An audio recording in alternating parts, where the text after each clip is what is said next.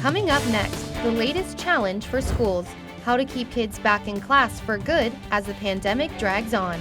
There is a divide, right? And I guess probably in lots of buildings of whether, to have the vaccine or not, and if you feel safe or not. Plus, how a Penn State student tradition of partying and bar hopping may change this weekend because of COVID restrictions. And as the pandemic hits the local tourism industry hard, how one organization is trying to help businesses stay afloat. The Center County Report starts now.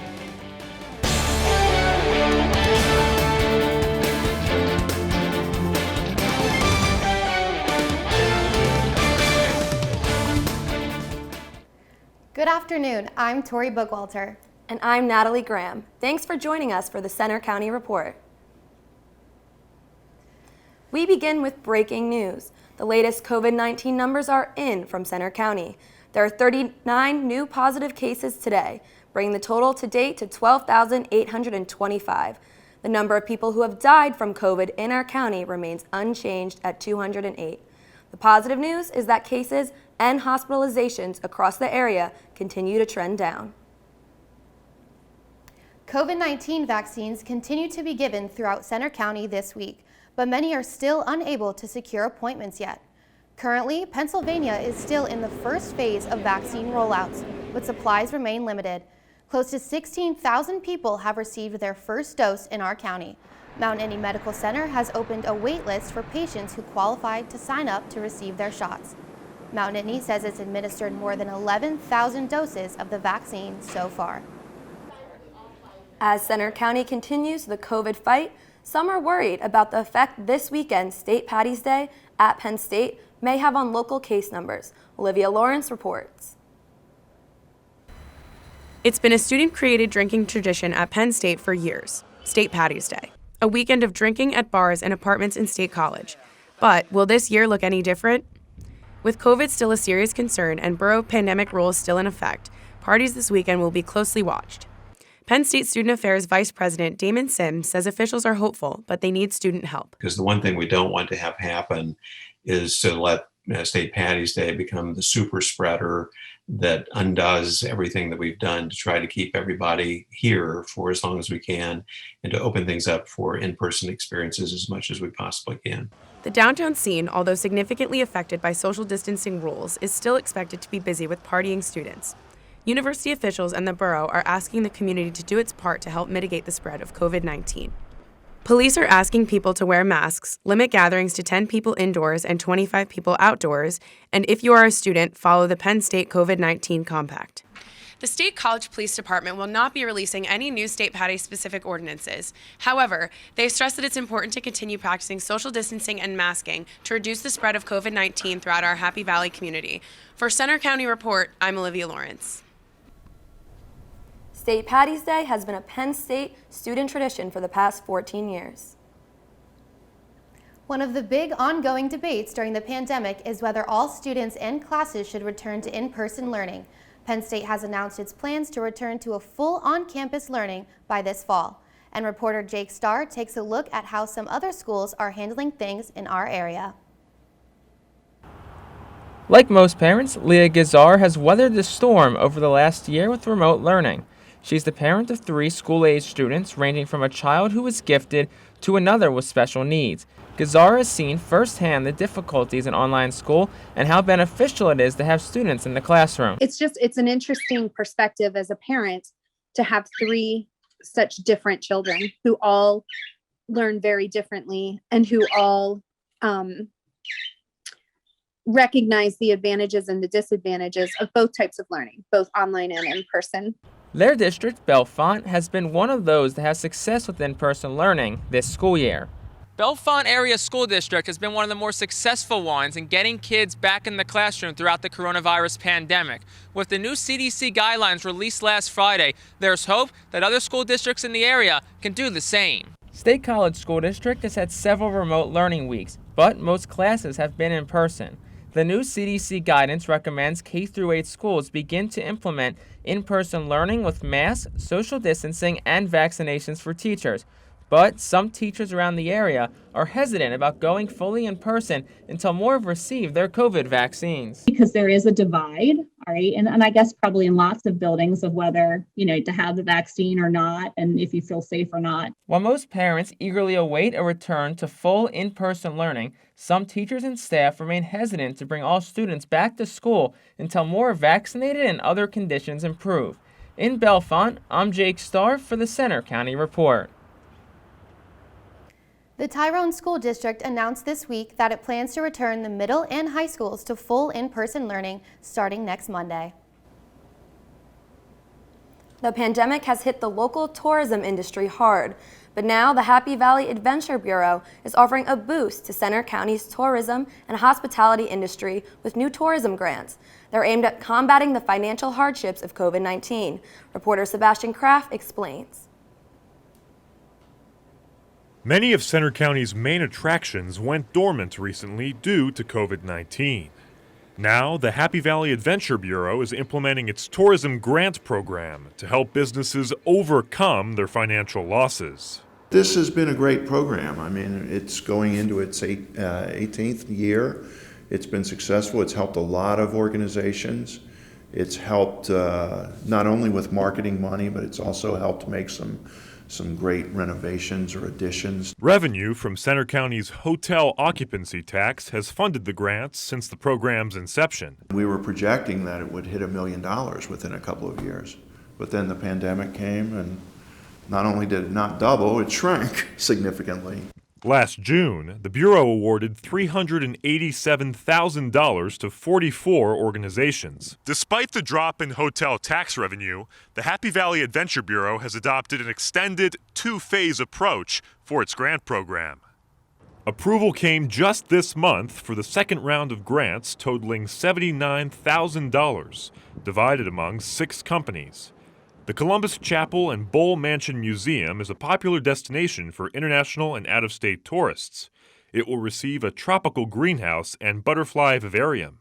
Here we are in the midst of the frozen tundra right now, and so you can imagine on a day like this being able to go into a tropical conservatory hothouse with butterflies flitting around you. It will be a great addition for Central Pennsylvanians. Other grant recipients include organizers of the Happy Valley Music Festival and Happy Valley Restaurant Week. In Boalsburg, I'm Sebastian Kraft for the Center County Report.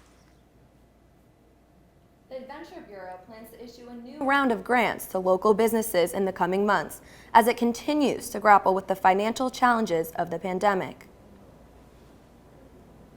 People in the State College area now have more bus service to get around town after a long stretch of limited service because of the pandemic. With Penn State students now back, Catabus service returned to its spring schedule this past week. There have not been any changes from the fall schedule, and services will remain the same.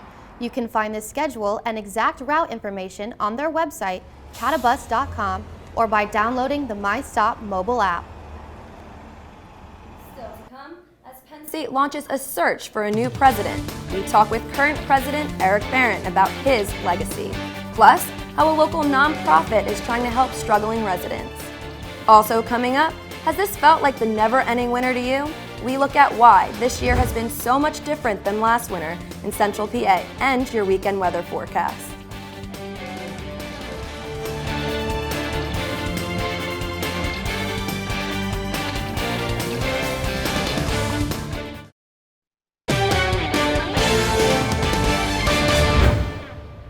Penn State is beginning its search for a new university president. Dr. Eric Barron plans to retire next year. Reporter Ria Jha talked with Barron about his legacy. He's led Penn State through the aftermath of the Sandusky scandal and navigated the once-in-a-lifetime challenge of a pandemic. It hasn't been an easy 7 years for University President Eric Barron. Now, Penn State is launching a search for his replacement after the announcement that he'll retire next year. I talked with him about his accomplishments and the challenges since he took over in 2014. The healing from post-Sandusky and, the tragedy in Greek life and a pandemic. And I think what's most important for Penn State, for Florida State, is not taking your eye off the mission. Barron points to that mission as a driving force behind how he and the Penn State community overcome hardships. Penn State's just too big, too strong to have really individuals truly harm the institution. This is an institution that never stopped looking down the road at what our mission was. Michael Zeman, director of the Student Engagement Network, sees that resilient attitude when he works with Barron. I would describe him as a champion. The way I see student engagement through President Barron's initiative is the concept that we want Penn State students to graduate feeling that Penn State had their back. Barron says among his favorite memories will be the students.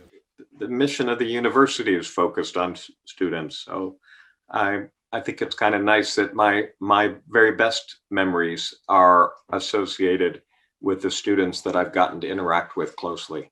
In University Park, I'm Rhea Jaw for the Center County Report. The Board of Trustees will begin the official process of selecting a new president in March. Barron says the board will gather opinions from students, faculty, staff, and others as part of the process. After more than 5 years, police say they've solved the murder of a State College area bus driver. The murder of Gene Tuggy has remained a mystery until last week. The accused killer of the 60-year-old has been charged. Police say 34-year-old Christopher Gordon Kowalski of South Carolina has confessed to the murder. He's awaiting extradition back to Pennsylvania.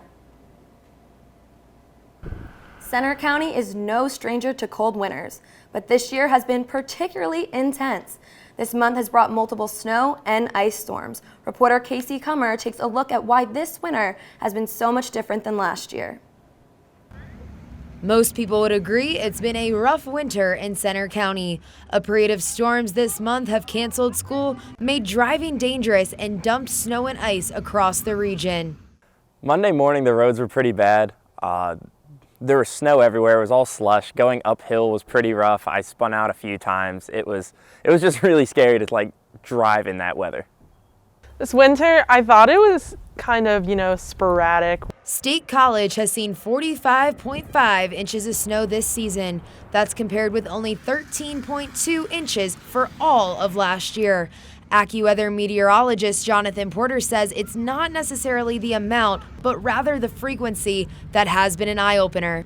Most days during February had at least a little bit of snow, and some days had significant snowstorms. So it's been the most active weather pattern in terms of cold and snow in the Northeast since the mid-1990s.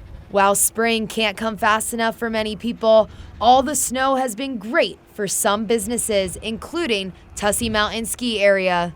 We've had a great year. It's been definitely above average season than it has been in past years. As we approach the first day of March on Monday, the middle of this week has shown us some warmth and sunshine. But for all you snow lovers out there is still plenty of time for some more winter weather this season. Time will tell if Puxatawny Phil was right when he predicted 6 more weeks of winter. In State College, I'm Casey Kummer for the Center County Report. March begins in just 3 days, and many people hope that means spring weather isn't too far behind. Let's check in with student meteorologist Ryan DePhillips with the forecast.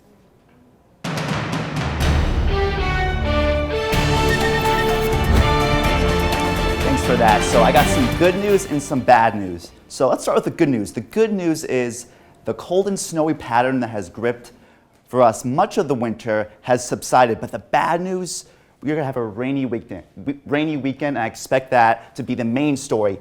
But since it's still winter, colds will return briefly early next week, and there's even a chance of some snow in the middle of the week, but warmer weather will be expected later in the week. So that's something to keep an eye on. And we have some high cirrus clouds, so that's because we have that next storm system that's gonna come in later tonight. Current conditions right now in Beaver Stadium, temperature 37 degrees. Winds are calm, so not much of a wind chill. And as we take a look throughout much of Center County and throughout Center PA, 37 degrees in State College, 44 in Harrisburg. So temperature ranges from the mid-30s to mid-40s. And that's pretty much the same thing as we had throughout much of Pennsylvania, with even a warm temperature of 47 degrees right now in Philadelphia, so pretty warm air. And you can see that on the radar, some of those high cirrus clouds. And that's associated with our next storm system, which is currently getting some pretty moderate rain in Tennessee and parts of North Carolina. And as we head into motion, we see that as of tonight, there could be some wet snowflakes, and there could even be a coating to an inch in some of the regions, but it's going to be a very wet snow, sticky snow. But as we head into overnight, into early tomorrow morning, a lot of that snow will start to transition to some rain. And as we head into Sunday, there's our next storm system. Periods of rain throughout the day. That's going to be occasional all the way into later Sunday. And then Monday, cold conditions, and then to Tuesday, ample sunshine. So that's going to be good news for a lot of you. But then Wednesday, there's that snow chance. A bit of uncertainty right now, so keep up to date with us, but that's just something to keep an eye on. And then as we head into later of the week, warmer weather, but potentially some clouds lingering. And as we head into today, current high temperature of 42 degrees, seasonable, increasing clouds throughout the day as we head into overnight. That rain and snow mix with a low of 34 degrees, a coating to an inch. And as we head into tomorrow, AM rain will subside, and then we have those winds out of the southwest at 5 to 10 miles per hour. And then 7-day, we could see a chance of rain and snow on Wednesday. So now we'll take it over to Casey Cummer with sports. A local football coach leaves after a successful 8 years on the high school sidelines, but he's not going far. That's next in sports. Also coming up, the local community's rallying efforts behind the State College Spikes leads to a successful return of the team this spring. We have the details on what's new.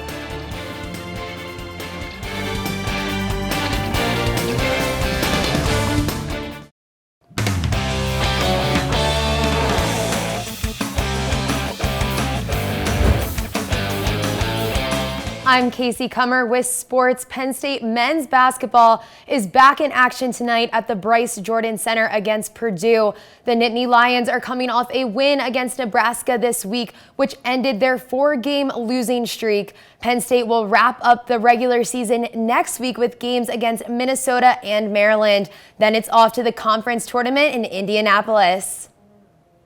Penn State wrestling heads into the Big Ten tournament as the conference's top seed. That begins next weekend.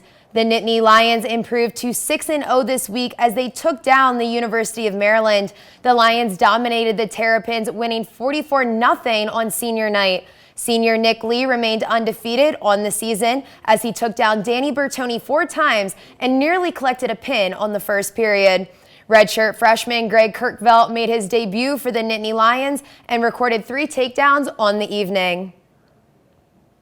Penn State's hockey teams are in very different places this season. The women wrap up the regular season this weekend at Mercyhurst. The first game is tonight. The Lions have only 1 loss this season and have already clinched their first ever CHA regular season title. They'll play in the conference tournament next weekend. The men's hockey team has another weekend off after the cancellation of the Minnesota series due to COVID issues. They haven't played at all since late January.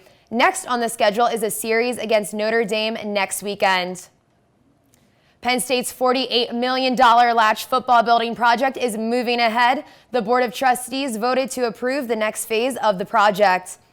The plan calls for upgrades including a weight room expansion, equipment upgrades, a new hydrotherapy pool, training tables, mechanical upgrades, and more. The project will be financed through private donations and borrowing by athletics. No tuition or general funds are being used.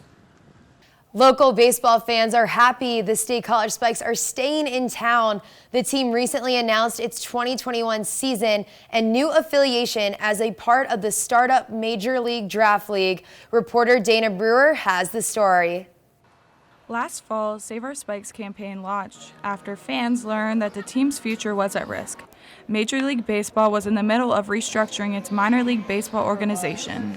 I think Happy Valley loves their Spikes. Scott Walker is the Spikes general manager. In town, I'm pretty sure you saw the fact that the Spikes were in jeopardy. And if you look at the way the community came together and rallied to really prove how much we care about our team here, I think you saw that everybody in town appreciates their Spikes. Luckily, in a little under 100 days, the State College Spikes will be kicking off their first season, and a one-of-a-kind season for them, as Major League Baseball created a new draft league. And the State College Spikes were lucky enough to be one of 6 teams chosen to be part of this league. I really think you're going to see a lot of the same great Spike stuff that you've come to know and love over the years. The baseball, in particular, will look a little different. We're going to have a roster stocked with future big leaguers that have yet to be drafted but are identified as the top talent across the country by Prep Baseball Report. The team has already started selling season tickets and flex books. Single game tickets won't be sold until closer to the season when they have a better idea of capacity limits. They plan on following local, state, and CDC guidelines. In University Park, I'm Dana Brewer, reporting for the Center County Report. The Spikes' new season begins May 24th at Medler Field. For the first time in nearly a decade, Bellefonte High School is searching for a new head football coach. For the past 8 years, Shannon Manning has called the shots for Bellefonte's football program, leading the Red Raiders to 2 District 6 championship titles. But the Rogers Stadium sidelines will have a new look next season, as Manning has accepted an offer to be the new head coach of Central Mountain High School in Mill Hall. Manning led the Red Raiders to a 9-3 record in 2019 before falling to 3-4 this past fall. The team has not yet found Manning's replacement. That's all for sports. Now back to you at the anchor desk. Thanks, Casey. Coming up next, take a look at how local pet owners can receive financial help through a first-of-its-kind emergency fund. We'll tell you about plans to get animals the medical care they need.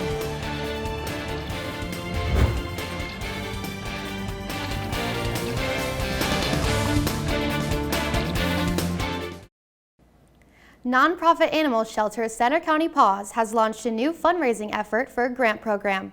The program aims to help financially struggling community members get emergency medical care for their pets. The goal is to keep animals with their families instead of them ending up in shelters.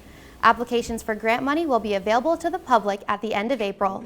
In the meantime, donations can be made at centercountypaws.org until April 15th. That's all for today's newscast. You can find more of our stories on our website, centercountyreport.com, and you can follow us anytime for breaking news on our Twitter feed. That's at Center County REP or on our Facebook page. Join us for our next newscast next Friday. Have a good weekend.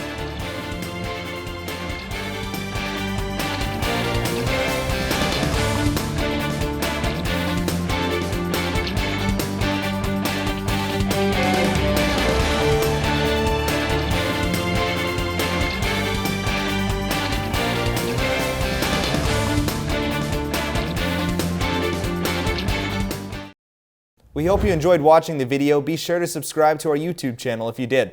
For the rest of our newscasts and featured stories, click here.